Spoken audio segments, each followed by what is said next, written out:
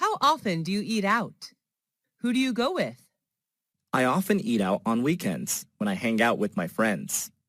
What restaurant do you usually visit?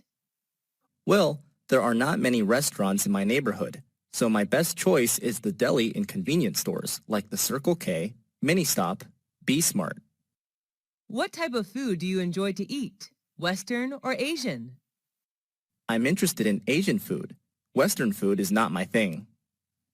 How much do you usually pay when you eat out?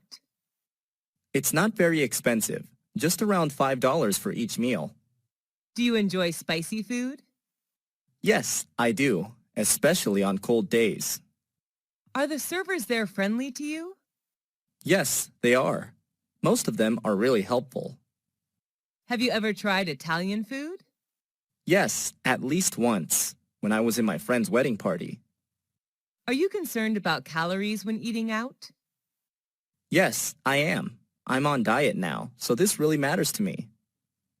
Are fast food restaurants like KFC or McDonald's famous in your country? Yes, they are. The youth in my country are big fans of fast food. Do you often drink alcohol when eating out? No, not often. Just when I have parties with my friends.